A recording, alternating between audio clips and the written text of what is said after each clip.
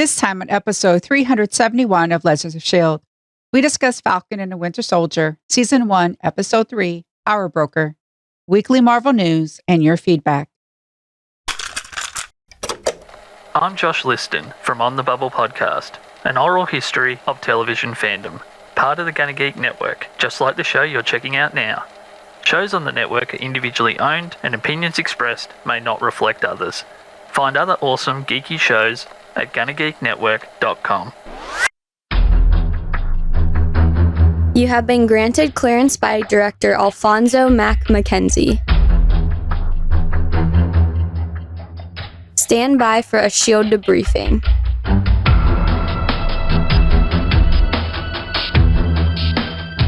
All information to be discussed here is classified and may only be discussed among agents granted clearance by the S.H.I.E.L.D. Director. Now it's time for your scheduled debriefing. I'm Agent Michelle. I'm Consultant Chris. And I'm producer of the show, Director SP. Welcome to Legends of S.H.I.E.L.D. We're a Marvel Comic Universe fan show. The show is recorded on Sunday, April 4th, 2021, live from the Legends of S.H.I.E.L.D. studios, and broadcast worldwide via www.geeks.live. Come and join our live chat as we record. Hey gang, happy National School Librarian Day. I love books. And school librarians, we need them. Not just for books, but they teach kids how to resource and find good resources, use the computer, all different sorts of things. Now, Chris, when you were in school, did you purchase books via the National Scholastic program? Yeah, they had the Scholastic book fairs and whatnot, and they'd send the flyers home so we could order stuff. I bought way too many books through there. Me too. When you guys had those, were they in like the gym, the cafeteria, or were they in the library? Depends on the school I was at the time. Some of them were in the library, some of them were in the gym, and then some of them were in the cafeteria because military brat, I lived all over. Michelle, how about you? Do you remember? Mostly the library and then the hallway outside the library. I think I had all of the above in my school. I went to the same school from kindergarten all the way through 8th grade. And I went to the same school. Well, technically not, but I went to the same school in high school as well. Of course, we didn't have the book fair in high school, but I do remember we had the book fair all over the place in my grade school. And the reason I'm having a little bit of problems with my high school is I went to an all-boys school my freshman year of high school, which merged with an all-girls school my sophomore year. So it was the same school, but I guess technically two different schools. Okay. I do remember going into the library. Matter of fact, my mom actually acted as a librarian volunteer from time to time. And I remember going into the library one time and a space shuttle was launching. And she's like, come on, you got to watch this. Because the library had one of the very few AV carts that we had in the school. So she had it plugged in and we were watching the space shuttle launch. That was one of my fond memories, but I do remember a lot of the books that I got through grade school in the library that I just read for fun. And ultimately I ended up either buying them or trying to buy them. There's one in particular that I have not been able to source yet, but that just tells me it's not a very good book if it's still not in print and you can't find it in ebooks and that sort of thing. So a little bit of my memory might be clouding my judgment there. But anyway, I do have a fond memory for using school librarians. High school, the librarians were invaluable for research. And also in college as well, because I still had a library in college that I went to. And, remember, guys, I went to college at the time where I was doing punch cards with Fortran programming. We didn't have computers as we know them today. And thank you to all of the school librarians out there. We really appreciate all the work that you do. And with that, let's move on with the rest of the show. Legends of S.H.I.E.L.D. is a fan-based podcast on the Marvel Cinematic and comic book universes. Because of not moving your seat up. If you'd like to talk to us about riding in the back seat of a car and not having enough leg room, you can catch us on our website at legendsofshield.com. You can leave us a voicemail if you've ever been in that weird back part of a station wagon by calling 844 the bus one. That's 844-843-2871. If you've ever been traveling on a road trip with your friends and they refuse to move the seat up to give you more legroom in the back, you can leave us a message on our Facebook page at Legends of S.H.I.E.L.D. Podcast. You can tweet about just how little space is in the back of a convertible by finding us on Twitter at Legends of S.H.I.E.L.D. You can leave us a message on our YouTube channel at youtube.com/GonnaGeek about any convertible that you've been in with a back seat in order to have any sort of leg room whatsoever. You can tell your Amazon device to enable Legends of S.H.I.E.L.D. skill. You can join our Discord server at GonnaGeek.com and talk all about backseat riding, especially with anybody that's not giving you enough leg room. And remember, Legends of S.H.I.E.L.D. is a proud member of the GonnaGeek.com network. Now, Chris, have you ever been on a car trip where you just don't have enough leg room? Not very often. I generally get the front seat. How about an airplane? Because those are just as bad these days. All the time. Yeah. Especially with those small regional jets where you're like hunched over with the sidewall right next to you. Yeah. Yeah, I used to fly the little puddle jumpers from where I lived to Dulles to then catch a flight to wherever I was going. They're tiny. I took a lot of trips to Reagan National Airport. Same thing. I've also flown into Dulles and BWI. I've flown in all over the East Coast there, and it's usually on a little puddle jumper. Yep.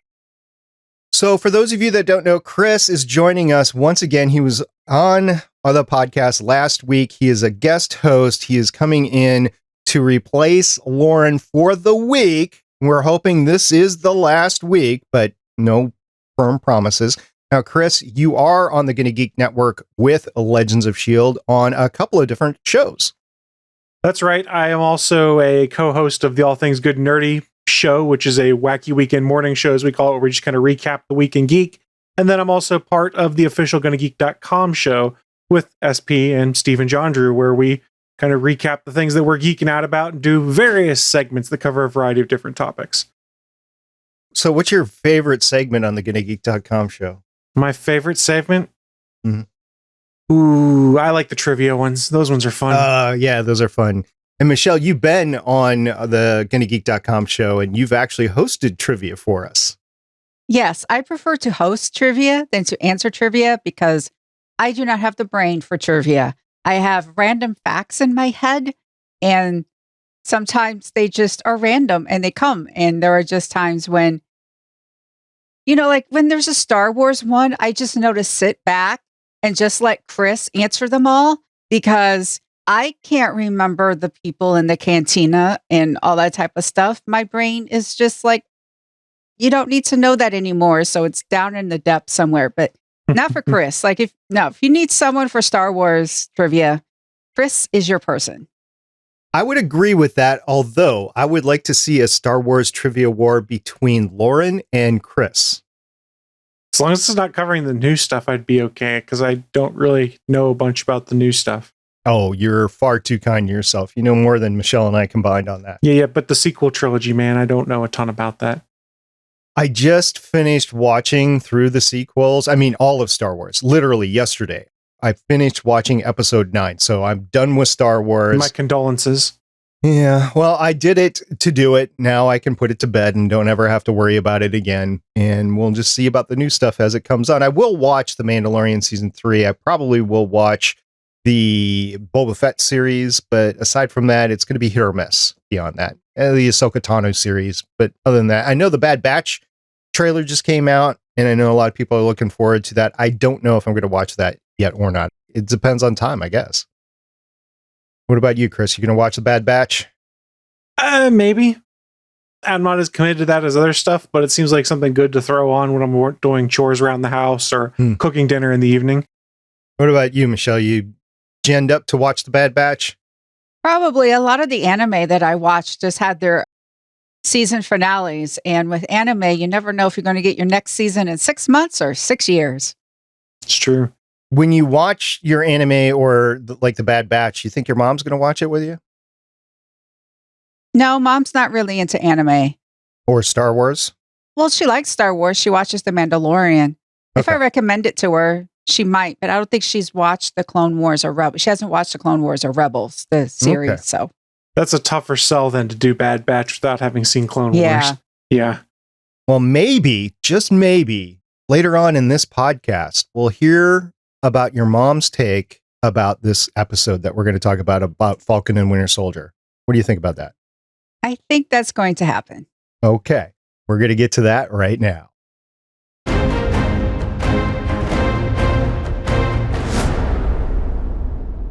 We watched a couple days ago, Disney Plus dropped season 1, episode 3 of The Falcon and the Winter Soldier, called Power Broker, on April 2nd, 2021. It was directed by Kari Skogland, again, who has 57 directed credits starting back in 1994, including 1 episode of The Killing, 2 episodes of Under the Dome, 1 episode of Longmire, 2 episodes of Vikings, which I still have to see the last final half of the season there, 1 episode of Penny Dreadful, 2 episodes of Fear of the Walking Dead, 1 episode of The Americans, 2 episodes of The Walking Dead, 1 episode of The Punisher, 5 episodes of The Handmaid's Tale, and all 6 episodes of The Falcon and Winter Soldier. I think Kari's doing a decent job directing. The execution on screen is on par, but we'll talk about the story as we go along today. So, Michelle, who wrote this episode? This episode was written by Derek Kolstad, has 18 writing credits starting in 2012, has 2 episodes of Falcon and the Winter Soldier, but for John Wick fans like me, we just really care about that he's written John Wick 1, 2, 3, 4, 5. So he is the John Wick guy, and he was very appropriate to write a series, an episode set in Mandapur. So I need to watch more John Wick. I actually can't even remember if I've watched the first one or not. Oh, it's so fun. it's so good. So good. And it's all about a puppy. I've heard that. I've heard there's a puppy moment in there as well. So yeah, I'm really impressed that we got Derek to do this because I know the movies are a big hit. By the way, the showrunner for The Falcon and the Winter Soldier was Malcolm Spellman. All right, Power Broker. That's the name of this episode. I know Chris and I were talking a little bit about Power Broker before we went online here, but Michelle, I want to hear your take fresh. I haven't heard it. What do you think the Power Broker title is? There's the obvious one about who's the power broker in Mandapur. I think there's also the idea of who's actually in charge of things. Zemo's making power moves.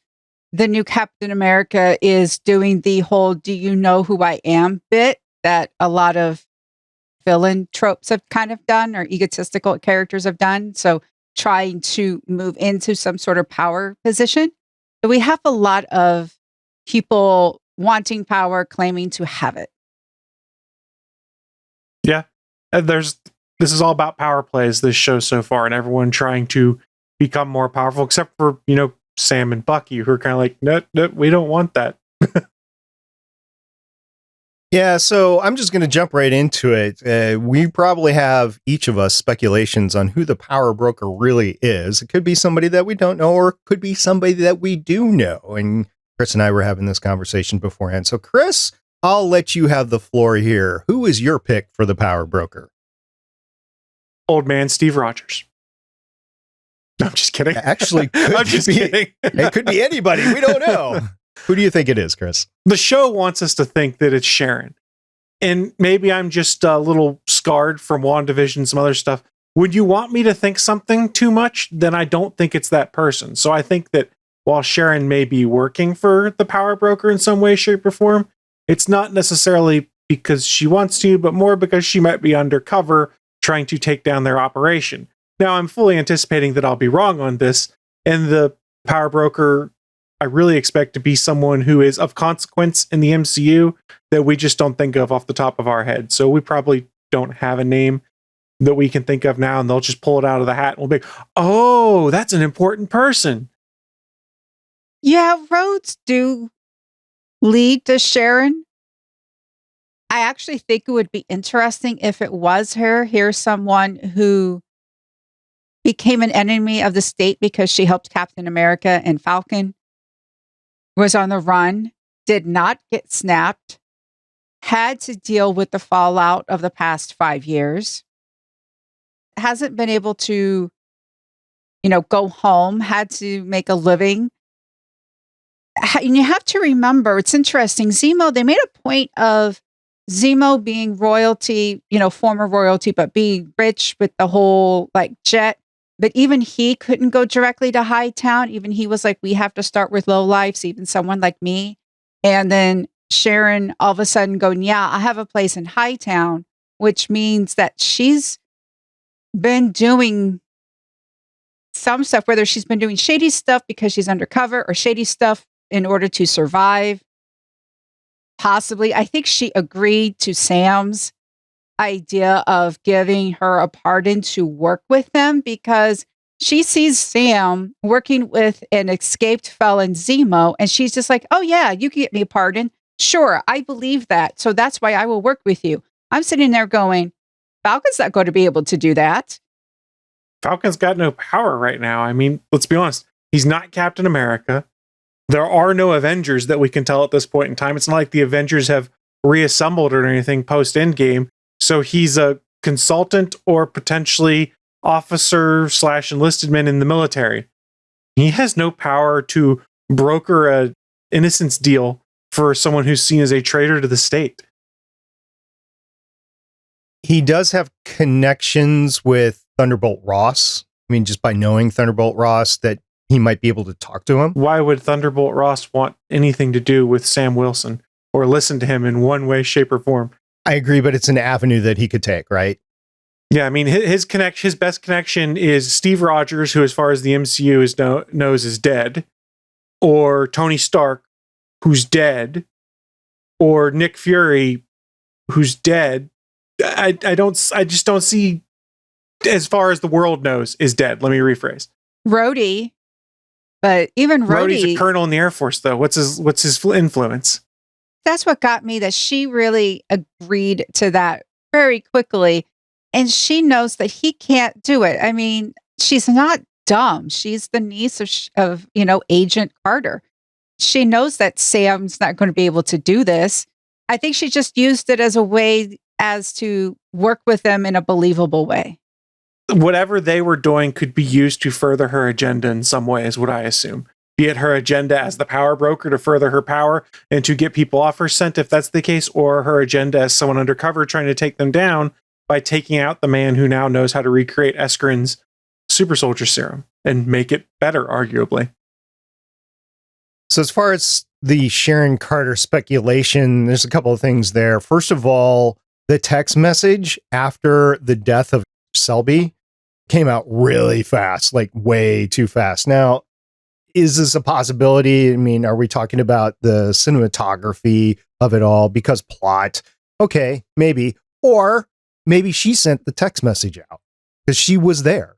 Mm-hmm. She actually killed S.H.I.E.L.D, so, maybe she was the one who tried to blame it on somebody else. She can kill S.H.I.E.L.D without taking the fall for it because you had Zemo, Sam, and Bucky in the room. And so far as anyone knows, it's them that did it. So again, that could be to further whatever her agenda is, be it good or bad, depending on your view of how she fits into things. And she was able to use the three of them to kill the scientist. So this way, yes, the scientist and the power broker had the falling out. But if the power broker directly kills the scientist, that could bring too many eyes. But here she is able to use, she figured Zemo despises super soldiers. He wants to eradicate them from the earth. So, of course, he's going to kill the scientist. That did not surprise me. Of course, he's going to. And she was able to use them to do that. She was able to murder the scientist by proxy. The other issue that I had with Sharon was that I'm a Sharon fan, a Sharon Carter fan. Emily Van Camp, anytime she wants to get together, I'll have a drink with you, coffee, whatever, and not in the Iron Fist or not Iron Fist, but not in the Luke Cage sense of coffee. I'm just talking about going out. Emily, it's an open invitation. That said, Sharon Carter's character had a dramatic shift from the eulogy she was given before, which is last time we saw her on screen, and this. She is really dark. Extremely dark here. She can't go home. She refuses to go home for whatever reason. And I just cringed a little bit. And I think there's more about it that we haven't heard about. So I agree with Chris. We could be being misdirected here, or she could legitimately have gone bad, full villain, and is the power broker. I think her dark turn, as we put it, could still be legit though, because she got burned real bad by the events of Civil War. Like the Avengers that split all got pardons. They're all welcomed back into the fold after a few years on the run. She's the one that enabled them to run and was cast out and now is a wanted criminal and things like that. And like she said in the show to Sam, you're an Avenger. You had Avengers connections. And he's like, well, I was on the run for 2 years. It's not the equivalent though. I mean, she's not a superhero, so she's not going to get a pardon very easily. And in fact, has probably been villainized by people like Thunderbolt Ross because he can use that to further his agenda. The fact that it's a former S.H.I.E.L.D. agent who is within the CIA that enabled these superheroes to do things. That's why we need further regulation on them too. So I get where she'd be coming from and feel jaded by the whole superhero thing because her supporting them ruined her life, you could argue, to an extent. One of the things I did like about how this ended is, to me, it's obvious we're going to see Sharon Carter on screen again. So I'm happy about that because she left it saying we got a couple of problems and they just left. To me, that says you're coming back for an appearance. I'm looking forward to that. In a waiting car. That car was waiting for her. Mm-hmm. Yep. And there's all sorts of speculation on how she arranged, or she could have arranged all these bounty hunters to come to the container and everything like that. But the container yard lab was a good fight. I started to time how long it was, and then I just didn't catch the end of it. But you had Sharon, or her stunt person, doing a lot of the typical Sharon Carter fight moves outside. You had some fight stuff going on with Winter Soldier and Falcon, and then you had Baron Zemo come in with a little bit of how do you do at the end to be able to pull that all off. So I think, the four of them got together and they got something done, whatever that really was. I enjoyed the fight, at least. It was typical of a big budget fight. And as we said last episode, movie quality. This is not something that was expected in like a TV show, but more movie cinematic quality. So I'm good with that. Moving on, the episode begins with a very, very creepy GRC commercial. Reset, restore, rebuild. This is slowly getting us into a lot more of what the GRC is. I don't think we're done with it. I think we're going to find out more about the GRC as we go along, especially since there's now attacks on GRC storehouses. I just feel that this is building. If anything is building in this series, this is one thing that's building.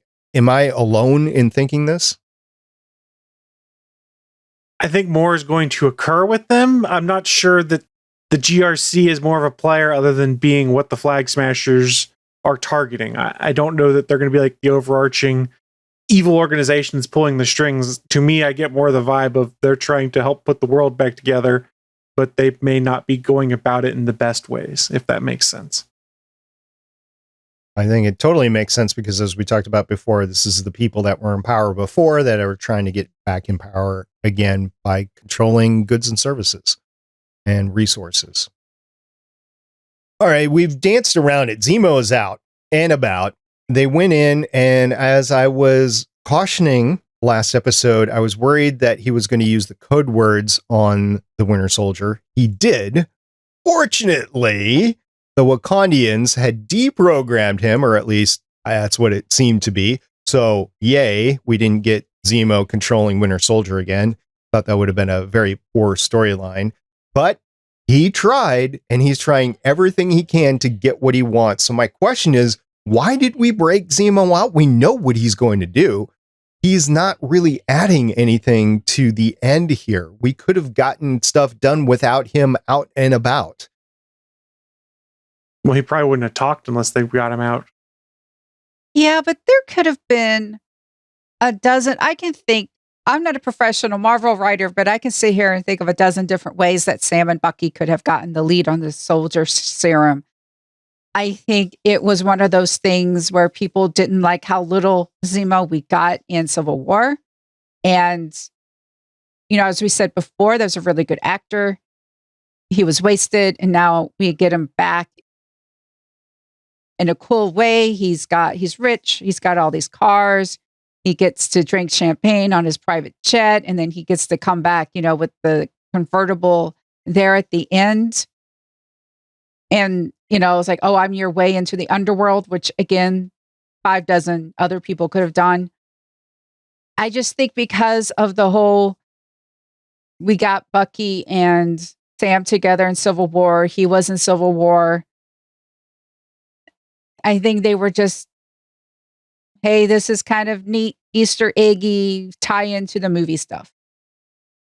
I think the thought was they could do more with the character, like you're getting at. Like Daniel Bruhl, he did a really good job with what he had in Civil War, but if you paid attention, it almost seemed like they retconned Baron Zemo's character a little bit in Falcon and Winter Soldier. Like in Civil War, it was referenced that he was an officer in the Sokovian military, things like that. Now it's kind of getting referenced that he's former royalty, he's a baron, he had wealth and things like that, things that were kind of glossed over or not even spoken of in Civil War. So they kind of retconned him a little bit to bring him more in line with the comic origins of the character, which is kind of what people wanted to see. Plus, they also brought the purple mask over, which, if you'd asked me prior to this show, I never thought we'd have seen the Baron Zemo purple mask actually work in a Marvel Cinematic Universe property, and sort of worked here. I was kind of happy to see that. So I think they took an actor and a character and realized we can do more with it, retconned it a little bit, and found a way to pull him in. And I'm okay with that versus necessarily introducing someone new that you have to worry about trying to give more backstory on or things like that. At least people here have a passing knowledge of Zemo, assuming you've been keeping up with the MCU and things like that. They could have used old Bucky connections. Bucky was Winter Soldier, and he could have, he's been playing again with that, going back to it, and could have had that interchange of, Sam, if we want to get this information, I have to act like Winter Soldier again in order to get to these underworld connections. Do you have my back? And make sure I don't go over the line again. It would have been a way to have more Bucky and Sam interaction, which I really feel like the show is called Falcon and the Winter Soldier. I don't feel like we're getting enough Falcon and the Winter Soldier together. And I just think that could have just been character moments. But I'm not sure that's how they've portrayed the Winter Soldier in the MCU, though. Like, maybe in the comics and stuff, we know the Winter Soldier is more than just a programmed assassin. But all we've really seen of the Winter Soldier in the MCU is point him at a target and send him after it. It's not necessarily the Winter Soldier using the underworld connections to hunt someone down, find them, get tools and resources to go get someone. No, he's an assassin. You point him at him and he'll kill them. So I think the way they've depicted the Winter Soldier in the MCU, he's not really going to have that underworld connection because he's the guy that would accompany someone who is doing something in the underworld, so he can then be pointed at the target and set on them. We're going to see where Zemo goes. It's too bad that Lauren could not be with us on this episode, because I was going to ask her what kind of knitting or crocheting Zemo's mask really was. Well, you can ask her next week. Intend to. He'll probably put it on again. He hasn't lost it yet, so I would assume so. It's great that he just had an extra one in the car, too. It's his driving mask. It's just like he needs driving gloves. He's got a driving mask. I've never figured that out. Driving gloves, I honestly haven't. Unless you're like in the South where it's too hot, why would you be wearing gloves anyway? But that's another story. John Walker was in this episode, maybe 2 scenes, and he wasn't portrayed well. Like last episode, I was saying I can kind of understand him. I could see his motivations. Yes, he's not Cap, but he's not a bad guy. This time, the dude has issues. And the note that I was talking about with Chris before we started recording is he's basically the Hulk because he's always angry. He's got a lot of pressure on him, I would think, regardless of whether we like who he is, who his character is or whatnot. You've got to imagine that if you're that person that the United States military and government says, hey, you're the new Captain America, that's a lot of pressure. Factor in on top of that, he's assigned this case of trying to figure out what's going on with these other super soldiers and seemingly is getting beat to the punch by Sam and Bucky, who want nothing to do with him. The stress is adding up. And so he's kind of freaking out a little bit, which is why we see him screaming at a guy, "Do you know who I am?" And a guy spitting in his face and him getting mad about it. So I get where they're coming from. They're starting to indicate that the character's kind of becoming unhinged a little bit, or just has kind of gone off the rails a little bit. Now, whether they rein that in or not, I don't know. But I will say that they got me good, because when he said, "Do you know who I am?" I real life muttered to myself, "Well, you're not him."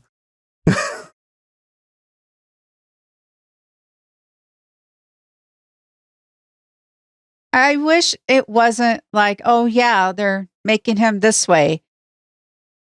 One of the reasons why, we like Loki so much is because we were able to empathize with him, because Odin didn't tell him he was adopted. And, he had that whole issue going on. With this guy, like, I was understanding why he was picked. We saw his wife, we saw him do the whole, like what Steve had to do, the whole hi crowd, here I am. And then we saw him have his friend be his sidekick. And now again, I talked about it last week about how there's so much being crammed in here that we don't have a lot of time for things to breathe and to grow. I think it would have been an interesting, like, we know Sam deserved the shield, but then actually have this guy who was like, I'm trying to do this for my country, for my stars and stripes, and have him at least have us go, well, we wanted Sam to be Captain America, but this guy isn't so bad. And to give us a bit more, just more. So we had Zemo. We're going to continue to have Zemo. He's around. We'll see how that pans out. He goes into a building with Sam at the end. We don't see exactly what they're doing, but we'll get to what Bucky is doing at that same time. A few other odds and ends here. We have Karli Morgenthau, who is the leader of the Flag Smashers. Again, this is another issue just like Cap for me from last episode, where I was like, okay, I can kind of see her motivations here. I can kind of be on her side. I could see that she was not entirely bad. And then boom, it literally explodes up this episode where she blows up a building, which arguably would be considered okay depending on what was going on and who was inside. And that is the problem that I have, is innocent people were in there. So she's obviously branded a terrorist now, and I have less of a desire to root for her as things go on. Yeah, they're kind of pulling the shades of gray away from some of these things, be it John Walker or Karli. There's these shades of gray as to whether you're going, well, maybe some of their actions are justified. And John Walker, I would argue, we're still in the shades of gray territory. We haven't seen him break bad or anything like that yet. But this is the episode where you can kind of be following Karli and the Flag Smashers. Like, okay, I sort of understand their motivation and why they would do it. And there's a part of me that could argue maybe it's the right action, until you blow up a building full of people who work for the GRC or GRU. I'm probably messing up the acronym there, not for any other reason than the fact that they represent that organization. The folks that were in there trying to protect that building and stuff, they didn't really wrong you. They didn't do anything to you, so you killed them in cold blood. Now it becomes more of a black and white matter of, okay, this is good and this is bad because this person's killing innocents and this person's not. Yeah, I understood why she was, at first we heard there was this great moment where she was like, I thought I was going to be a high school teacher, and her friend, they were just talking about like what they could have been. And then the snap happens and having to survive, having to end up in Mandapore, because then we had another connection. And, again, tuberculosis is coming back because camps are overcrowded, which that is true. That happens. My uncle actually was in charge of a lot of relief effort for like certain hurricanes. And one of the things that frustrated him was all the paperwork involved and getting donations that were literally sitting there he said, for a month, having to get all the paperwork and stuff to get that to people. It's one of the things that frustrated him.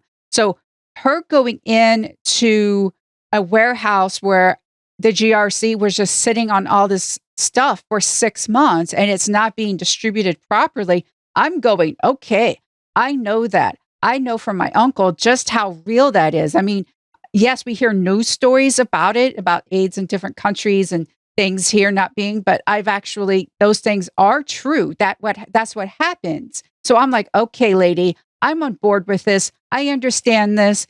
And then you blow up people tied to post, and then you look at your friend and go, that's the language they understand. But you want things to go back to the way they were. And if they were better after the snap and pre-blip, then why are you acting this way? And again, I just feel like the writers are like, oh, we wanted to develop this, but we can't because we have 2 episodes left. Actually, don't we have 3 episodes left? Isn't this a 6 episode? It's a 6 episode. Oh, yeah. Sorry. So, Carly, not feeling it, not feeling the flag smashers where they were set up to be something different, in my opinion, and Carly went the other way this time around. For that, I get her motivation, especially with the death that occurred because of tuberculosis. But at the same time, it's not what I expected from the character, given where it was going. And maybe that's a good thing, but I don't think it generally is. To be honest with you guys, I don't know that we're necessarily going to be done with the flag smashers at the end of Falcon and Winter Soldier. I think that we've seen world building in the movie side of things. I think we could start seeing some of these things that trickle over into the next Marvel series or the Marvel movies. And I think this thread of the flag smashers and wanting to return to a blipped world, I think could be an undercurrent that kind of goes through this current phase of the Marvel movies. And on a side note, since they said there's 20 vials of super soldier formula, I'm pretty sure we're not done with that thread either, since we have not seen 20 super soldiers yet.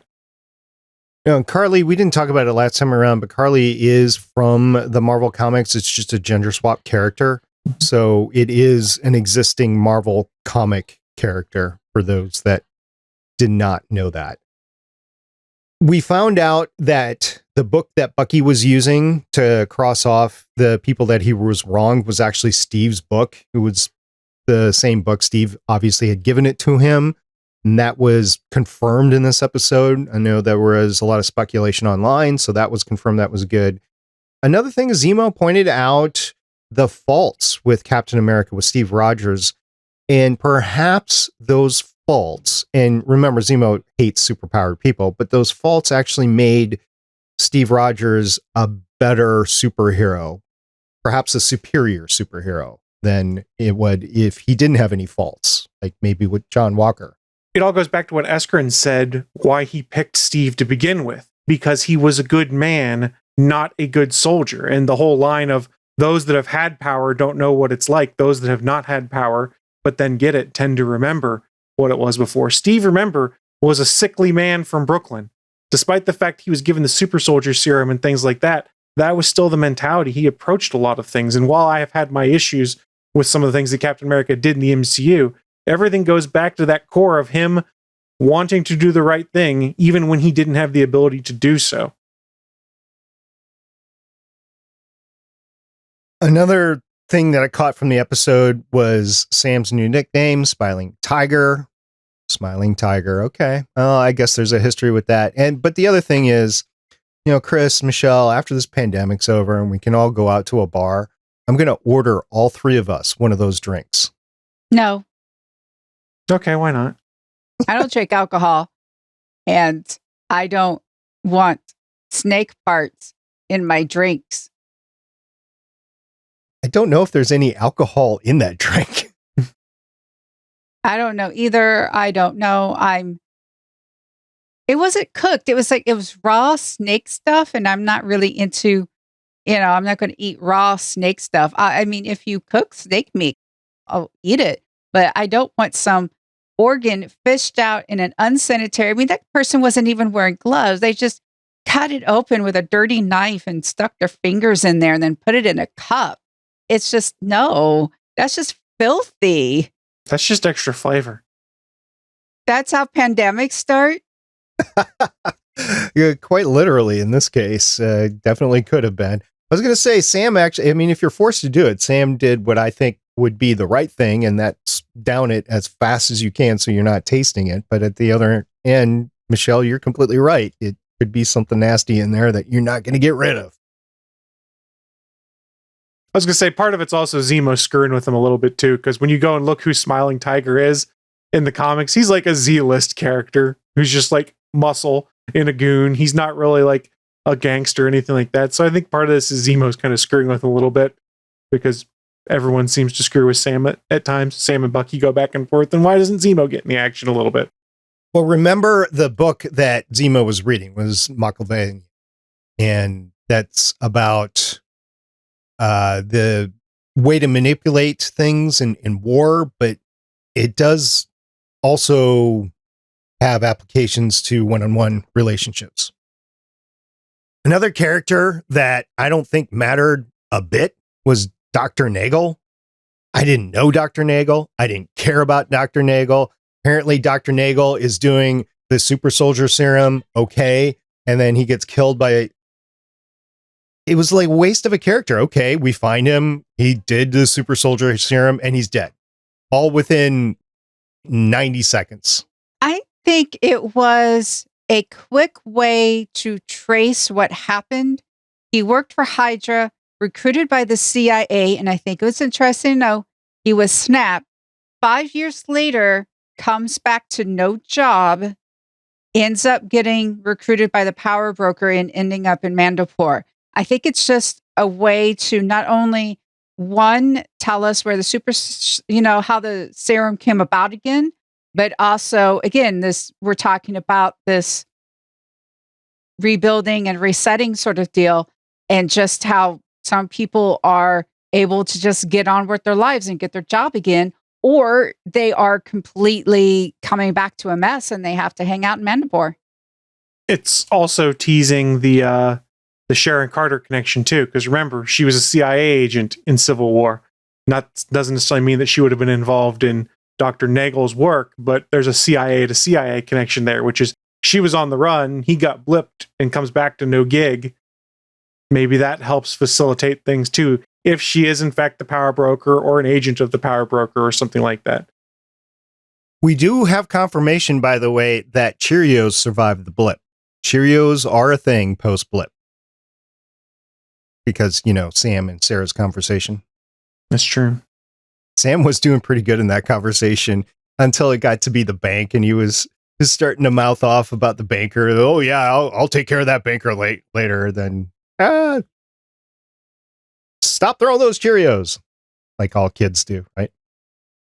There was another big conversation that occurred. It was really short. It was in the plane. It was between Bucky and Sam, and they were talking about the S.H.I.E.L.D.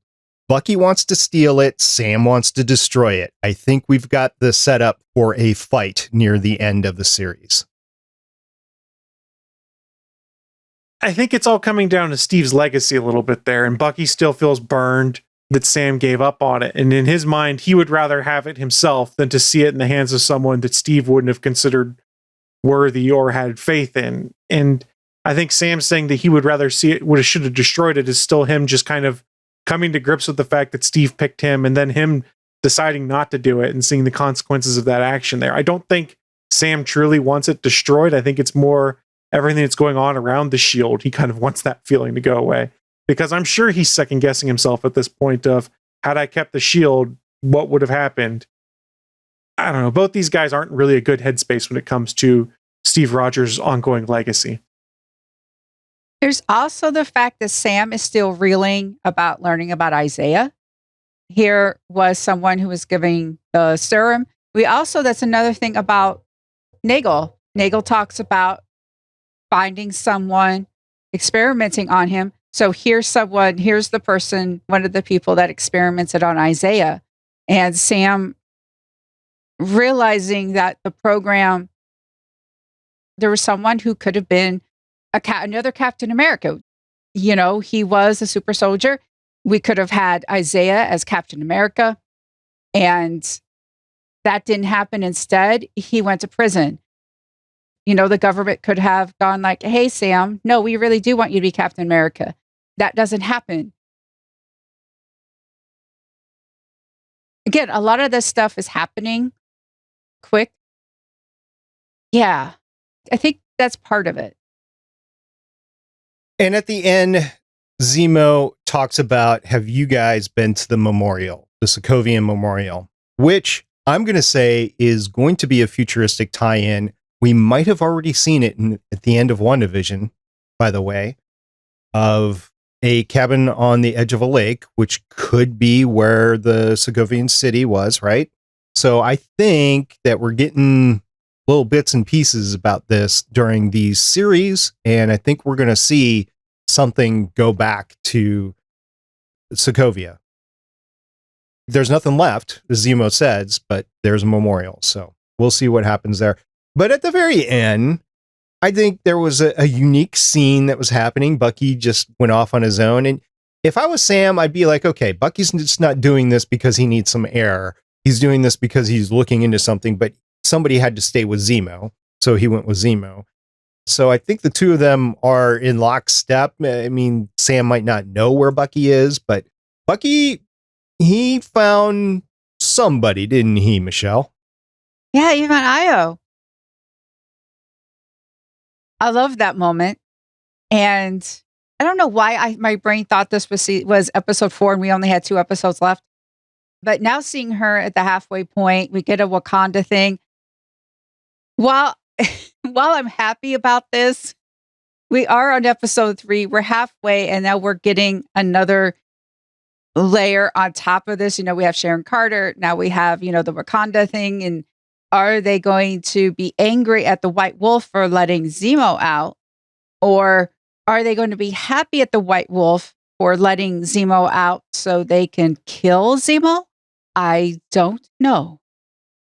Yeah, I think we're going to get to a point where the Dora Milaje is there on orders to either detain or kill Zemo, and you've got Sam and Bucky like, we still need him at this point in time, leading to that uncomfortable moment of, we need to broker a deal before we can hand him off, or them having to defend him to then continue their quest and then also get on the bad side of Wakanda, which could lead to some interesting consequences for Bucky, seeing as he's still the White Wolf of Wakanda, and credits them with saving his mental health, his new arm, things like that. So it'll be an interesting development. It makes sense storyline-wise in the MCU that the Wakandans would be really hacked off that Baron Zemo is no longer in jail, seeing as he was responsible for the death of the last king. Yeah, so I'm curious to see where they go with it. Me too. And I'm hoping that we get more of that next episode. Now, Michelle, during this past week, you had the wonderful opportunity to interview somebody that has been a regular contributor to the podcast, haven't you? Yes, I talked to my mom, and it was SP's idea to finally actually record her thoughts. And yeah, we talked a bit about it and such. So now, without further ado, we're actually going to hear Michelle's mom's take. So, Falcon and the Winter Soldier. So, it's not as good as the WandaVision. This is a little confusing, just a little bit to me. I guess I need to watch Civil War to find out really more about this scientist that they helped get out of prison, to know more about that. And then maybe I can get really more into it. So you've forgotten who Zemo is then? Yes, I have. I am sorry. Zemo is the one that wanted the Avengers to fight against each other. Mm-hmm. That little bit when we talk about it, it comes back, about it. Right now, to me, is a little bit interesting is who Bucky met at the end of the last episode. Do you remember who she is? Is she from Black Panther? Yeah. She's one of the bodyguards. You saw her first in Civil War. She's Io. In Black Panther, the movie, she's not the main one. Oh, she's not the main one. Right. Oh, okay. All right. I'd just like to know what they're going to go with that about. That's a little interesting. Okay. You said you weren't sure about the Bucky and Sam. To me, what they did was like a slap in the face to Sam. because they should have told him, we're saying that we need to get another America to help boost America to help fight, and stuff. And they didn't do it. That is a little bit TV to me. I'm a little upset about that. They should have explained something, saying we're going to be bringing someone in, but they didn't. Right. It was like a slap in the face to him. Exactly. I think Sam is holding on a little bit of what they did to him with taking the shield and giving it to John. To me, I don't think he's really the right person for it. I don't see him being Captain America. I really don't. That is the point. Yes. It's just that there is nothing there. He doesn't have it in his heart, to me, like Steve did, that he's there for each and every one. That's how I feel from it. That's what I'm getting from the vibe from him and stuff. So you didn't find the first three interesting? Or? Yes, I did. Oh, yeah. Yeah, I did. Yeah. But it was a little letdown, just a little, because of what, like I said, of what they did to Sam with the shield. But I'm rooting for Sam and Bucky to really be the heroes of this, to show people that it doesn't take a Captain America. It can take everybody to help come in together. Compared to WandaVision. I love WandaVision. It was good. It was really good. I mean, this is not too bad. Mom, it's okay to say if you don't like something. Okay. I do like it, but it's not, I really wouldn't miss it if I didn't finish watching it. Oh, wow. And you finish almost anything. Yeah. I can't help it. So you care about Sam? Yes, I care about Sam. Because of the way what the United States did to him about the shield. Okay. Cool. I'm ticked off. Do you care about Bucky? Yes. Yes. Because he's come a long way with the help from Steve and stuff to keep him on the right track. Yes. Those two, I wish it was just them two. I wish it wasn't Captain America or his sidekick. I think it should have just been Bucky and Sam going after these people that has the serum. It would have been more interesting with them. More. Being concentrating on those two and leaving out Captain America.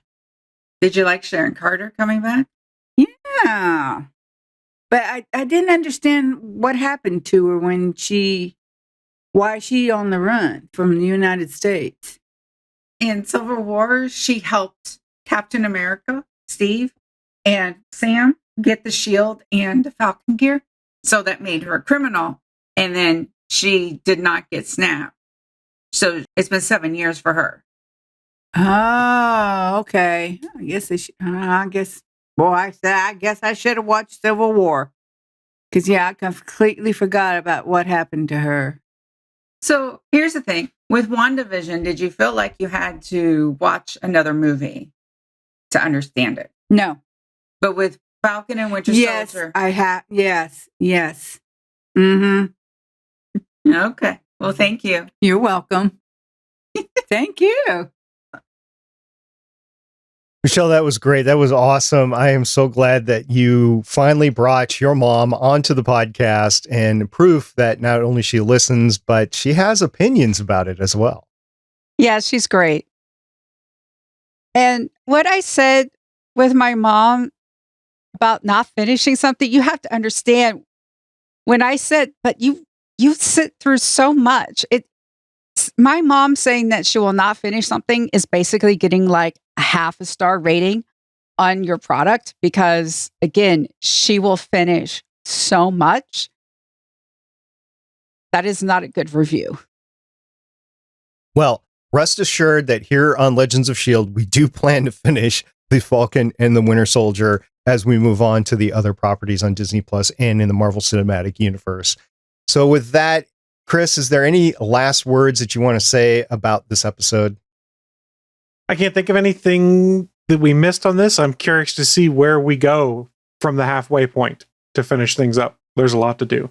There is. Michelle, any last words about episode 3?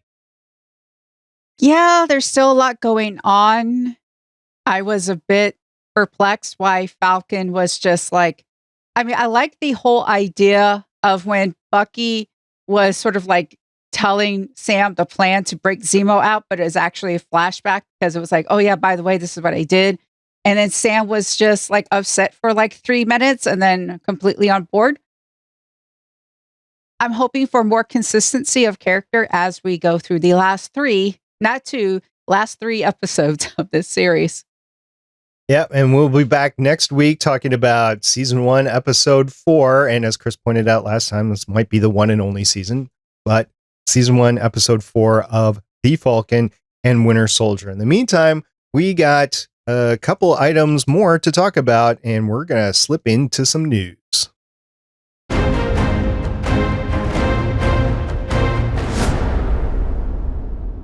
Yeah, now that we have a release date for Black Widow, we got a new trailer. And it was really high action packed. It seems as though, Natasha's going back to right some wrongs and help some people. And she's kicking butt. And there's explosions. And she's diving in the sky. And there's more explosions. And there's punching and kicking and more explosions. So it seems like it's going to be a fun ride. I'm loving the crossover with Stranger Things. Funny. Well, I mean, it's of course a different character, but same actor. So we'll see. And within the MCU, with the mirror universe, you never know, with the multiverse and stuff going on. I did watch the trailer. Chris, did you watch the trailer? I did. I really liked the fact, and most people did, although you've seen some clickbaity headlines saying people didn't, that they put the Avengers theme in there to tie things through because, Natasha was one of the connecting threads of all the Avengers. She died because she wanted that family back. And I like that inclusion of the Avengers theme with some twists and variants on it. Now there are some clickbaity sites that are saying fans are really upset about it because they saw like 3 tweets where people said, why doesn't Black Widow get her own theme? Well, because she doesn't have one yet. Or because no one really has theme songs in the MCU is part of the problem because they change every movie. Yeah, I mean, there's definitely themes that get brought back up with certain characters. But we did, talking about certain characters, we did see Thunderbolt Ross in a very brief scene. So at least there's some crossover there, even though this is, I believe, back in time. We're going back in time with this, yes. Right? Yeah, it takes place post-Civil War, pre-Infinity War. Yeah. Well, I'm looking forward to it. I think we talked about it last time. I think everybody here is looking forward to it. And matter of fact, we asked our audience a question about this, which we're going to get to right now.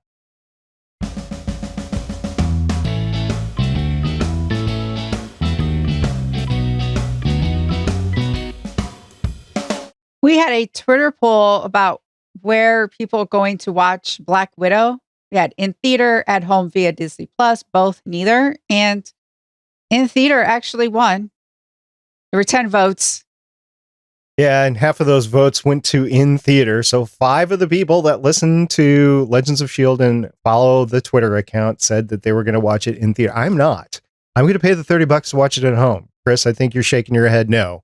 Yep, I'm the exact same way. And honestly, cost-wise, it works out to basically being the same price as if I went to the theater, my wife and I, because it'll be $30, so $15 for each of us. So if you went to a non-matinee, it's probably $13, $14.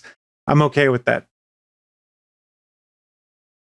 And in the Discord server, I'm not going to go over the details of it, but there was an article, I believe, with the Wall Street Journal talking about how the movie theaters are starting to fight back on this. There's some lawsuits against Disney Plus for doing this. We'll see where that all goes, and we'll report on it if it makes any difference in the future. I'm not sure it will or won't, but we'll see what happens. I know some of the theaters are refusing to play Disney properties because of what's been happening in the last couple of movies. But like I said, we'll see what happens. And no, I'm not watching it in the theater. Not this time around, maybe later in the year, but the way things stand right now, I don't know about you guys, but if I do go into a store or something like that, and I'm in the store for any longer, like than a half an hour or something like that, even if it's socially distanced, I start thinking in my head, Is this air being circulated? Are people wearing their masks? Are people using proper hygiene with their hands and that sort of thing? And even though I'm fully vaccinated, I do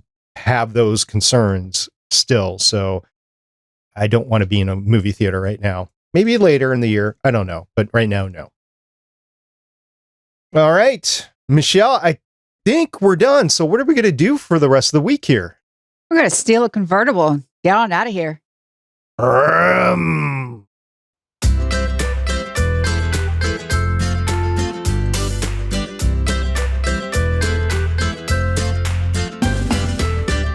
want to extend a huge, big, immense thank you to Chris for joining us today. For those that don't know, this is not something that was planned. This is something that I literally called up a friend and say, hey, can you podcast with us on this? Because we didn't know if Lauren was going to be back here or not. Like, I believe it was yesterday, Chris. I don't remember when I did, but thank you so much for dropping everything, especially today, to come on the show with us. It was either yesterday or Friday, but like I said, I don't have a ton going on right now because I can't leave the house for anything. And I was worried that I got my second COVID shot, so I was worried I was going to be out of it. So I was like, yeah, I can set a target for being able to podcast by Sunday. And I was happy to be here. Thank you so much for the invite. And I'm looking forward to hearing Lauren's thoughts on the show when she's back next week. And by setting a target, you're not talking about like going to Target to podcast. You're just like setting. Yeah. Okay. No, Friday was the first time since pretty much the lockdown started I'd been inside a store that wasn't a grocery store, because I stopped at the Ollie's bargain discount whatever thing because I was looking for some comic books that supposedly had trade paperbacks there for dirt cheap after I got my shot. I like to thank everyone who watches, listens, downloads, and to SP for going, why don't you just record what your mom thinks? I think the audience has spoken, and we need to hear more about Michelle's mom's take in the future. Well, then I'll remember to get my iPhone out and talk to her about it next week. And that's all it was, by the way. It was just an iPhone recording that we were able to make work. So that's all you have to do. Get us some feedback. How'd you like the episode? How'd you like Falcon and Winter Soldier? And until next time, I'm producer of the show, Director SP. I'm Agent Michelle. And I'm Consultant Chris. See everybody next time. Bye. Bye. Thank you for listening. If you want to leave us feedback, go to gonnageek.com and you will find all our contact information and other shows. You can also visit legendsofshield.com where you'll find our complete archive of podcasts. The music heard on this podcast is by Kevin MacLeod, found at incompetech.com, and also artists on pond5.com and audiojungle.net. The opinions heard on this podcast are those of the individual hosts and do not represent Stargate Pioneer Productions, Legends of S.H.I.E.L.D, or Gonna Geek. Agents of S.H.I.E.L.D. is the property of the Disney Corporation, Marvel Studios, and ABC. No infringement is intended.